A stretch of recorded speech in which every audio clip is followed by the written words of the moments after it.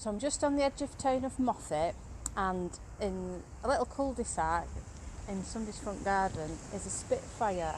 Now I'm going to have a quick word with Hamish. He's going to tell me all about his Spitfire. So this is Hamish, the proud owner of this Spitfire. So Hamish, can you tell me, why have you got a Spitfire in your front garden? Well, it's a long story, and I know you've only given me 30 seconds to tell it. But I was out in Florida doing an instrument rating and night flying refresher, because I actually trained as an RAF pilot, just after Noah's Ark sank. So I heard the sound of the magical Merlin engine. Everybody knows about the Merlin engines that are in Spitfires, indeed Hurricanes, and in the Lancaster bombers. Just a wonderful, wonderful sound. And so I was out in a American airbase, ex-fighter airbase in Florida. They're absolutely massive. So I found a bicycle and I went in search of this Merlin engine, and I discovered this chap, PT-462, which was the only flying Spitfire in a restoration setup that a chap called Harry Stenger had out there. And I went in and said that I came from Moffat, and that Moffat was the birthplace of Air Chief Marshal Lord Hugh Dowding. And Harry Stenger, who was actually restoring 5 Spitfires at that time, including a Mark I, which is pretty rare, said to me, "Who the hell is Lord Dowding?" Well, we had a bit of a fallout. And I told him in fairly basic Anglo-Saxon exactly who Lord Dowding was and how important he was to the free world. And actually we became quite good friends after that. It cleared the air a bit, and he asked me if I would like to fly a Spitfire. And I said, most certainly, I would love to fly a Spitfire, because by that time he knew I was an RAF pilot, and I actually had my logbook with me, which in fact proved to be my passport to flying it. And so he asked me how much I would pay to fly a Spitfire. And I could hear myself saying anything, which I thought, gosh, I'm going to regret. Anyway, it was all arranged. He had an insurance window about 4 days later. And I can tell you, never has a weather forecast been watched with such interest up until then. So cutting a long story short, I flew it. And it's absolutely beautiful thing. It's a Mark 9. And it's just as beautiful to fly as it is to look at. And I remember coming in, and I asked if I could do a fly past. It must have sounded terribly British, because they turned to me and said to me, "If you want to do a flyby, you do a flyby." I thought it was wonderful. And there was no restriction on height or whatever. So I came in about 500 feet straight down the runway. I could see the lads were out from our crew room where we were flying, and down the runway about 500 feet, and then pulled her up and did a wing over. Oh, it's just absolutely wonderful. It is really the most exciting thing. It's a Mark 9, and you can see it's got probably 2 radiators. And those purists who are fans of the Battle of Britain film, when you see the opening scene, I'm going to spoil your film for you, because when you see the opening scenes, you see the aircraft flying along the White Cliffs of Dover at the start, and one of them has got 2 radiators, and that's a Mark 9, and Mark 9s were only built at the end of 1943. Right. Right.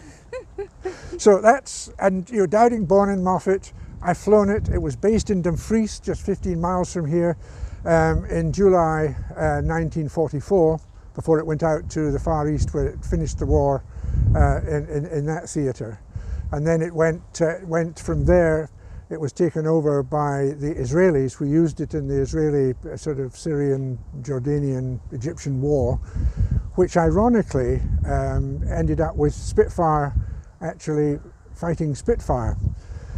The Israelis were one step ahead, because they had actually managed to get the Polish and Czech pilots, who had lost everything. They'd lost their families, their homes and things in the Blitzkrieg at the start of the war.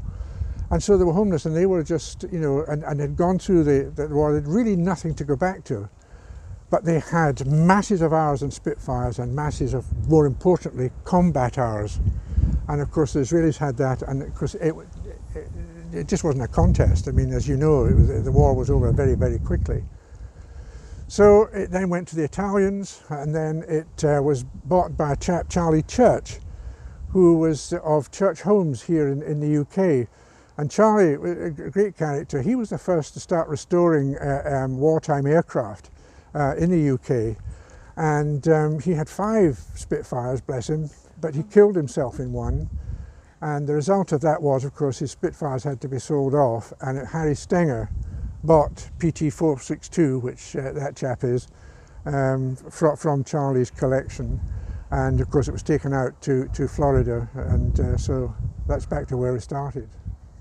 So Hamish, you referred to PT462 as a he, so does he have a name? No, he doesn't. No, it's just PT462. Yeah. And another burning question is, what does the future hold for the Spitfire? Well, I've actually left it to the people of Moffat and the residents of Dowding House. I've had a wonderful time in Moffat in my almost 40 years as one of the doctors here. And it's just, I think Moffat's a terrific place. It's wonderful to live in, the people are great, and I had a very happy time. So that's where PT462 is going. It's going up to Dowding House, which interestingly was the school, initially the school that Dowding's father actually founded. And I taught there as a medical student in 1958.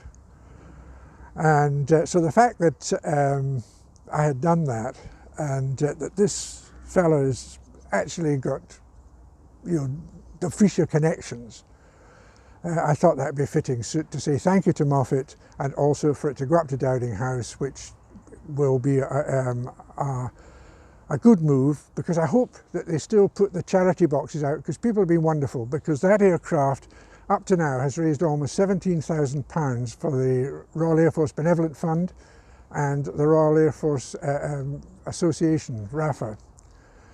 And indeed it raised a lot of money towards the statue of Eric Winkle Brown, probably the greatest aviator of all time, but certainly the greatest test pilot. He was a Scot, and we discovered he flew in my squadron and learned to fly from RAF Turnhouse in Edinburgh, where I did.